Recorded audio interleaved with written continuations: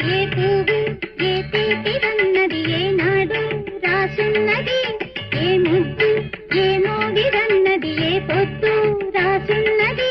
బంధాలై పెనవేయు వయసుకు అందాలే దాసోహమనగా మందారం విరబూయు కదా.